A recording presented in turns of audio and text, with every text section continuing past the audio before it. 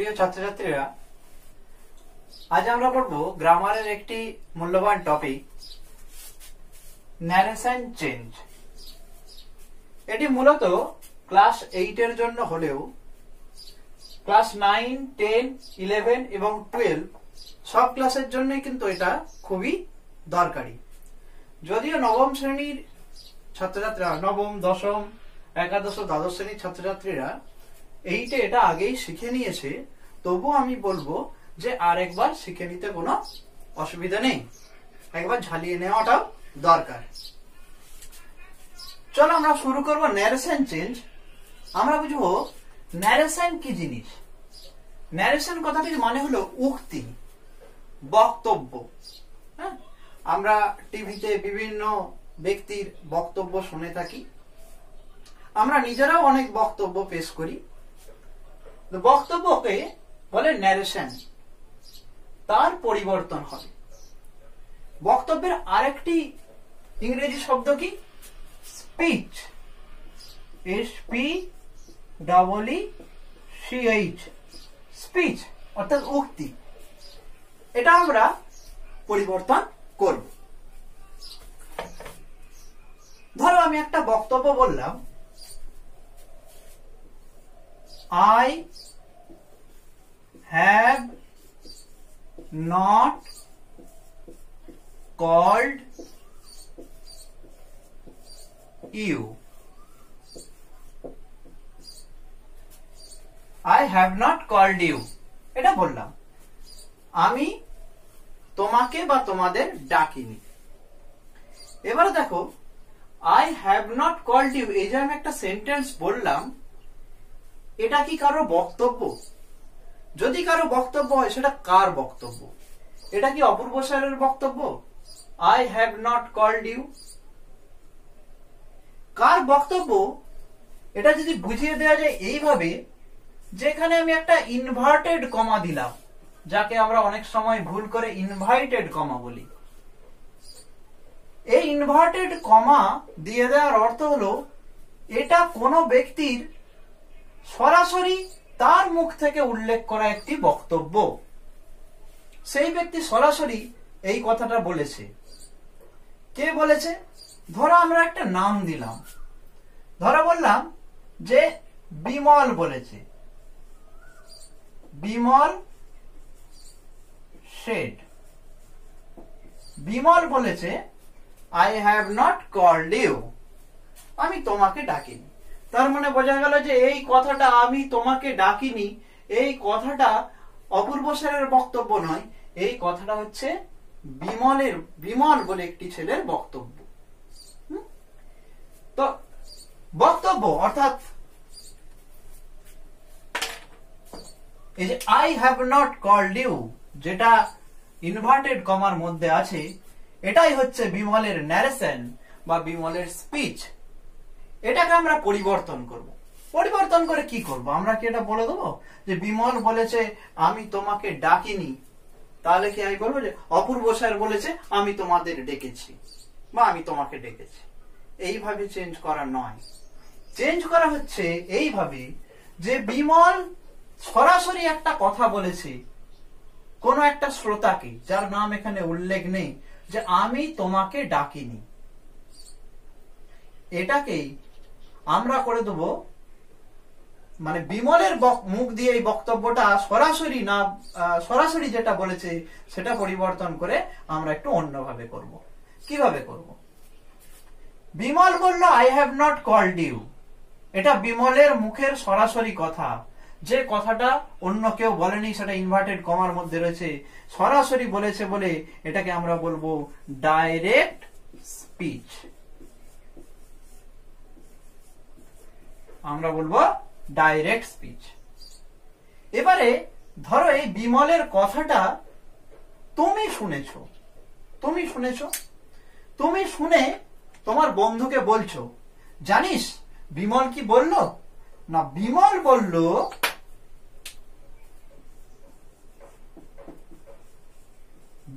বলল, এটা তুমি বলছো। বিমল বলল, কি বলল না, যে বিমল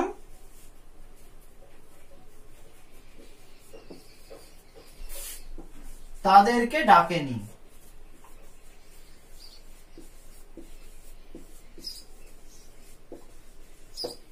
ধরো আমি বলছি এই কথাটা কে বললো, এটা বিমলেরই কথা। তুমি বিমলকে বলতে শুনেছিলে যে বিমল বলেছিল যে I have not called you, আমি তোমাদেরকে ডাকিনি। বিমলের সেই কথাটা শুনে তুমি তোমার বন্ধুকে এসে বললে, জানিস বিমল কি বলল? বিমল বলল যে সে অর্থাৎ বিমল তাদেরকে ডাকেনি। তার মানে তুমি নিজের থেকে কোনো কথা বললে না, তুমি বিমলেরই কথাটার রিপোর্ট করলে। এটা শুনে এসে তুমি কথাটা রিপোর্ট করলে, অর্থাৎ সরাসরি না বলে ঘুরিয়ে বললে। সেই জন্য তোমার কি বলে, এটা হয়ে যাবে ইনডাইরেক্ট স্পিচ।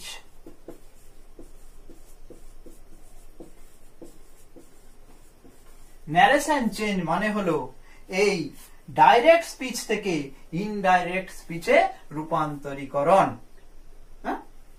তো দেখো তোমাদের কতগুলো জিনিস মাথায় রাখতে হবে। কি জিনিস না, দেখো তোমরা বলতে পারো স্যার এখানে আপনি যে বিমল টিমল বললেন এখানে তো কই সেই রকম কিছু লিখলেন না, বা এই যে সেড এর পরে দ্যাটটা কোথা থেকে এলো, হ্যাঁ, বা এই দেমটাই কোথা ছিল আই ইউ, এত কিছু ছিল, এখানে ছিল হ্যাভ, এখানে হয়ে গেল হ্যাড, এত কিছু পরিবর্তন আপনি কেন করলেন? এগুলো আমি আস্তে আস্তে বোঝাবো। তোমরা আপাতত বোঝো যে ন্যারেশন চেঞ্জ মানে স্পিচের পরিবর্তন, মানে ডাইরেক্ট স্পিচ কারো সরাসরি বক্তব্যকে ইনডাইরেক্ট স্পিচে রূপান্তরিত করা। এখানে জিনিস তোমাদের আমি দুটো কথা বলে রাখি।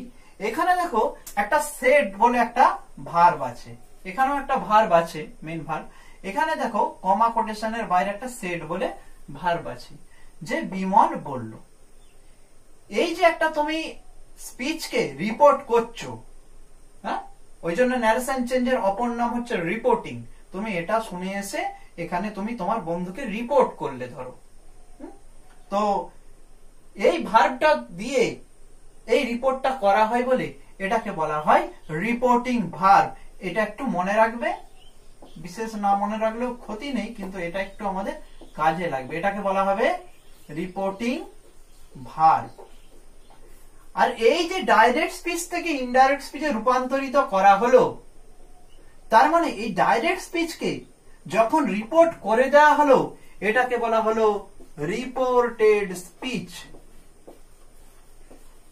Reported speech.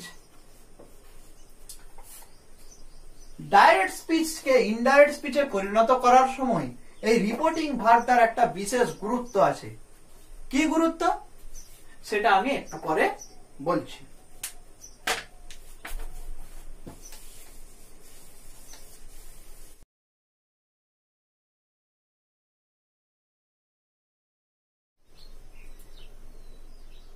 দেখো আমি এখানে একটা ডাইরেক্ট স্পিচ লিখেছি। কি, মিতা সেড টু রানা, মিতা রানাকে বলল you gave me this novel yesterday, তুমি আমাকে এই নভেলটা দিয়েছিলে ইয়েস্টারডে অর্থাৎ গতকাল।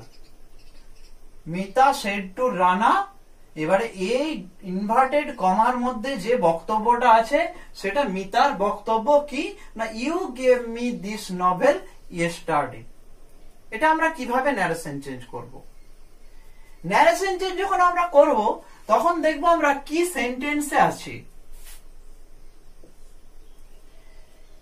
আমরা প্রথম করব অ্যাসার্টিভ সেন্টেন্সের ন্যারেশন চেঞ্জ। তোমরা জানো 5টা সেন্টেন্স হয়, assertive, interrogative, imperative, optative, exclamatory. আমরা প্রতিটা সেন্টেন্স ধরে ধরে ন্যারেশন চেঞ্জের নিয়মগুলো শিখব। তোমরা যদি অ্যাসার্টিভ সেন্টেন্সের ন্যারেশন চেঞ্জটা ঠিকঠাক করতে পারো তাহলে বাকি সেন্টেন্সের ন্যারেশন চেঞ্জগুলো কিন্তু আরামসে করতে পারবে। তো আমরা প্রথম শিখব কি না, অ্যাসার্টিভ সেন্টেন্সের ন্যারেশন চেঞ্জ। অ্যাসার্টিভ সেন্টেন্সের ন্যারেশন চেঞ্জ। তো এর কতগুলো নিয়ম আছে। কি রকম? আমি তোমাদের নিয়মগুলো ধাপে ধাপে শেখাবো। কিভাবে দেখো, এখানে আমরা দুটো ভাগে ভাগ করে নেব। প্রথমে আমরা এইখান থেকে এত দূর করব, এই কোটেশন অবধি। এই সরাসরি যে বক্তব্য, ডাইরেক্ট যে স্পিচটা, সেটা বাদ রাখবো। আমরা এখান থেকে এইখান পর্যন্ত নেবো, কমা নেবো এবং ইনভার্টেড কমা অর্থাৎ কোটেশনটা নেবো। স্পিচটা আমার বাদ থাকবে। কি কি দেখবো এখানে? খেয়াল করে দেখো, এখানে কতগুলো ব্যাপার আছে। সেটা কি না, এখানে একজন স্পিকার আছে, বক্তা। একটা বক্তা থাকবে, সে সিঙ্গুলার নাম্বার হতে পারে, প্লুরাল নাম্বার হতে পারে। বক্তা থাকবে, আর কে থাকবে? শ্রোতা। বক্তা থাকলে ধরেই নেওয়া হয় শ্রোতা আছে। এবারে শ্রোতার উল্লেখ এখানে থাকতেও পারে, নাও পারে।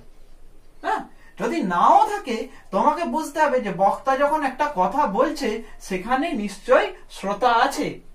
যদি না থাকে তার মানে বুঝতে হবে শ্রোতাটা উজ্জ্ব আছে, কিন্তু বক্তা কোনো না কোনো শ্রোতাকে কথাটা বলছে। এটা মোটামুটি ধরে নেওয়া হয়, দু একটা ব্যতিক্রম ক্ষেত্রে বাদ দিই। তো দেখো এরপর যে বক্তাকে আমরা 1 নম্বর ব্যক্তি ধরলাম, শ্রোতাকে আমরা 2 নম্বর ব্যক্তি ধরলাম। 1 নম্বর ব্যক্তি 2 নম্বর ব্যক্তিকে সরাসরি তার বক্তব্য বলল। তুমি 3 নম্বর ব্যক্তি, তুমি সেই বক্তব্যটা শুনলে। শুনে এসে তুমি বাড়িতে হোক, স্কুলে হোক, যেখানে হোক, তুমি 4 নম্বর ব্যক্তি তোমার বন্ধুকে বা কোনো আত্মীয়কে সেই কথাটা বললে। বললে মানে কি? বললে মানে এই সরাসরি যে বলেছে কথাটা মিতা, সেই কথাটা হুবহু না বলে তুমি কথাটাকে একটা সারাংশ করে মিতা যা বলেছে সেটা তুমি বললে। অর্থাৎ মিতা যা বলেছে তার একটা রিপোর্ট তুমি করলে তোমার আত্মীয়ের কাছে। তুমি কথাটা অন্য জায়গায় শুনে এলে, এসে বাড়িতে তুমি তোমার বন্ধুকে বললে, অর্থাৎ রিপোর্ট করলে। এটার নামই ন্যারেশন। এটা যদি তুমি বুঝে যাও বা এই অ্যাঙ্গেল থেকে যদি তুমি ন্যারেশন চেঞ্জটা ভাবো, তাহলে তোমার ন্যারেশন চেঞ্জের অর্ধেকটা শেখা হয়ে গেল আমার মতে। হ্যাঁ, তুমি যদি এটা ধরতে পারো যে 1 নম্বর ব্যক্তি বক্তা, 2 নম্বর ব্যক্তি শ্রোতাকে কোনো একটা বক্তব্য সরাসরি বলেছে, আমি কোথাও আড়াল থেকে সেই বক্তব্যটা শুনেছি, আমার কানে এসেছে। সেই বক্তব্যটা শোনার পর আমি কোন 4 নম্বর ব্যক্তিকে এই বক্তব্যটা রিপোর্ট করলাম। এটাকেই বলা হবে ন্যারেশন চেঞ্জ। ডাইরেক্ট স্পিচ থেকে ইনডাইরেক্ট স্পিচে রূপান্তরিত করা। দেখো এরপর তুমি কি করলে? তুমি এইখান থেকে এইখান পর্যন্ত ওই কোটেশনটাকেও ধরে নিয়ে, ওই ইনভার্টেড কমাটাকেও ধরে নিয়ে চেঞ্জ করবে কয়েকটা ধাপে। কিভাবে না, প্রথমে দেখবে যে শ্রোতাটার উল্লেখ আছে কি নেই। দেখো আমি উদাহরণ দেব, শ্রোতাটা যে সবসময় এখানটাই থাকবে এরকম কোনো মানে নেই। শ্রোতা এই ইনভার্টেড কমার মধ্যে ঢুকে থাকতে পারে, বুঝতে পেরেছো? এই ইনভার্টেড কমার মধ্যে শ্রোতার উল্লেখ থাকতে পারে। আমাকে দেখতে হবে এই যে গোটা একটা তোমার কি বলে ন্যারেশন চেঞ্জ করতে দেয়া হলো, তোমার এই যে রিপোর্টিং ভার্বের জায়গা থেকে তোমার কি বলে ডাইরেক্ট স্পিচ সহ এই জায়গাটার মধ্যে শ্রোতার উল্লেখ আছে কি নেই, শ্রোতার নাম বলা আছে কি নেই, হ্যাঁ, যে শ্রোতা তাকে উল্লেখ করা আছে কি নেই। যদি উল্লেখ করা থাকে তাহলে আমি এই যে রিপোর্টিং ভার্ব, সেই রিপোর্টিং ভার্বটা চেঞ্জ একরকম করব। যদি শ্রোতার উল্লেখ না থাকে, মানে শ্রোতার উল্লেখ থাকলে একরকম ভাবে চেঞ্জ করব, আর শ্রোতার উল্লেখ না থাকলে আমি আরেক ভাবে চেঞ্জ করব। কিভাবে? মোটামুটি ধরো শ্রোতার উল্লেখ নেই, সেড আছে। ও আরেকটা ব্যাপার বলেনি, আমি একটু আগে বলছিলাম যে এই রিপোর্টিং ভার্বটার একটা কিন্তু গুরুত্ব আছে। এই রিপোর্টিং ভার্বটা কোন টেন্সে আছে দেখতে হবে। এই রিপোর্টিং ভার্বটা যদি পাস্টে থাকে, যেটা আমি এখন দেখাবো, তাহলে পাস্টে থাকলে এর টেন্সটাও চেঞ্জ হবে। অর্থাৎ যে তোমার ডাইরেক্ট স্পিচ যে টেন্সে আছে সেই টেন্সটা ইনডাইরেক্ট স্পিচে পরিবর্তন করার সময় পরিবর্তিত হয়ে যাবে। দেখো আস্তে আস্তে বুঝাচ্ছি। আমি কি বলছিলাম যে এইখানে ধরো শ্রোতার উল্লেখ নেই, শুধু সেড আছে, শুধু এখানে সেড আছে। আগে যে উদাহরণটা দিয়েছিলাম আগের বার, একটু আগে খেয়াল করো, শ্রোতার উল্লেখ নেই, একদমই নেই, এখানে নেই, এখানেও নেই, তাহলে সেডটা আমার সেডই রয়ে যাবে। বুঝতে পেরেছ? কিংবা ধরো সেড টু আছে, যেটা এখানে রয়েছে সেড টু, কিংবা যে লিসেনার অর্থাৎ শ্রোতা তার উল্লেখ আছে, লিসেনার উল্লেখ করা আছে, তাহলে কি হবে? তাহলে এটা হয়ে যাবে টোল্ড। তাহলে এটা গেল 1 নম্বর পরিবর্তন। এরপরে চলে এসো, এই যে একটা যে কমা, কমা এবং কোটেশন, কমা কোটেশনটা আমি তুলে দেব। কমা কোটেশন তুলে দিয়ে একটা আমি কনজাংশন বসাবো, যেটা হচ্ছে দ্যাট। তাহলে দেখো প্রথমটা আমার চেঞ্জ ইজিলি আমি করতে পারবো। প্রথমটা চেঞ্জ, মিতা সেড টু আছে, তাহলে অসুবিধে নেই। মিতা সেড টু, আমি সেড টুর বদলে করে দিলাম কি, সেড টুর বদলে, আর লিসেনার তো উল্লেখ কি আছে, সেখানেই হোক এখানেই হোক বলেছি, তাহলে এখানে হয়ে গেল টোল্ড। তাহলে 1 নম্বর পরিবর্তন হয়ে গেল কি না টোল্ড। 2 নম্বর পরিবর্তন, কমা কোটেশন আমি তুলে দিলাম, কমা কোটেশন আমি তুলে দিলাম, দিয়ে বসবে কি এখানে দ্যাট। আমি দেখতে সুবিধা হওয়ার জন্য আমি রানাটাকে একটু এদিকে টেনে দিচ্ছি।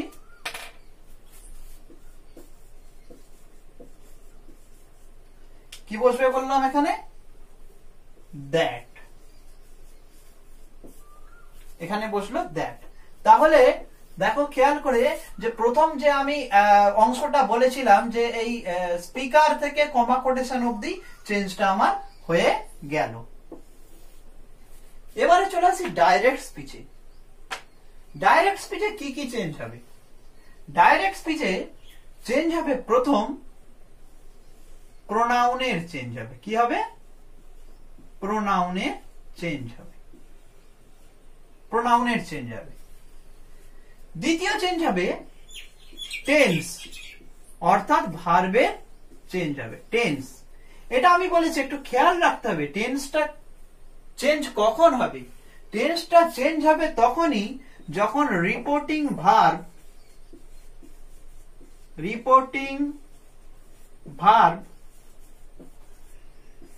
কিসে থাকবে? পাস্ট টেন্সে থাকবে। রিপোর্টিং ভার্ব যেটা সেড টু ছিল, সেড ছিল, রিপোর্টিং ভার্ব এখানে এখন এই ভার্বটা দেখো টোল্ড হয়ে গেছে। পাস্ট টেন্সে থাকলে আমার যে ডাইরেক্ট স্পিচ, তাকে যখন আমি ইনডাইরেক্টে করব তখন তার টেন্সটা চেঞ্জ করে দেব। যদি প্রেজেন্ট বা ফিউচারে থাকে তাহলে কিন্তু চেঞ্জ হবে না, এখানে টেন্সের কোনো চেঞ্জ হবে না। আরেকটা চেঞ্জ করতে হবে, 3 নম্বর চেঞ্জ, সেটা কি না কিছু স্পেশাল শব্দ আছে এখানে। দেখো দুটো আমি বুঝিয়ে দিচ্ছি একটু পরে। এই যে দুটো স্পেশাল শব্দ উল্লেখ আছে, টাইম এবং প্লেস সংক্রান্ত কিছু শব্দ উল্লেখ থাকে, সেইগুলোর চেঞ্জ করতে হয়। আমি আপাতত লিখে দিলাম কিছু স্পেশাল ওয়ার্ড আছে। সেগুলো কি নিয়ে? সেগুলো হচ্ছে টাইম অ্যান্ড প্লেস রিলেটেড। আপাতত বুঝে নাও, এগুলো কিন্তু আমি বারবার লিখবো না, হ্যাঁ, কারণ রুলস তো তোমাদের পরীক্ষায় পড়বে না, এগুলো তোমার কি বলে বোঝানোর জন্য আমি বলছি। জিনিসগুলো বুঝে নাও। ন্যারেশন চেঞ্জ কিন্তু ভয়েস চেঞ্জ যতটাই সোজা, ন্যারেশন চেঞ্জ কিন্তু ততটাই কঠিন। সবটাই হচ্ছে প্র্যাকটিসের ব্যাপার। তুমি বলতে পারো স্যার এত কিছু যে বলছেন, এত কিছু কি লাগবে আমাদের পরীক্ষার জন্য? না, এত কিছু পরীক্ষার জন্য লাগবে না। আমি তোমাদের ভাবাবার চেষ্টা করছি একটা নির্দিষ্ট পথে, এবং সেটা সম্পূর্ণ মানে আমার মতো করে। আমি এই রুলস রেগুলেশন তৈরি করিনি, আমি চেষ্টা করছি তোমাদের মাথায় যাতে খুব পরিষ্কারভাবে ঢুকে যায়, তার জন্য কিছু জিনিস আমার মতো করে বলা, যেটা তোমাদের ভাবতে সুবিধা করবে। তো এটা যখন কিছুদিন প্র্যাকটিস করে নেবে, 1 মাস প্র্যাকটিস করার পর কিন্তু এগুলো এত কিছু তোমার মনে রাখতে হবে না। দেখবে তখন অটোমেটিক্যালি তোমার কয়েক সেকেন্ডের মধ্যে তুমি ভেবে ফেলতে পারছো। কিন্তু রুলস গুলো মাথায় রাখতে হবে। তো এখন যেটা বলছি যে এবারে দেখো আমরা ফার্স্ট পার্টটা চেঞ্জ করে ফেলেছিলাম, মিতা টোল্ড রানা দ্যাট। হ্যাঁ, কমা কোটেশন তুলে দিয়েছি। এবার রয়েছে আমার ডাইরেক্ট স্পিচটা। হ্যাঁ, এটা করে এগুলো এবারে মুছে দিচ্ছি, আমি অল্প অল্প করে তখন বোঝাচ্ছি, এই তিনটে এবারে বোঝাচ্ছি।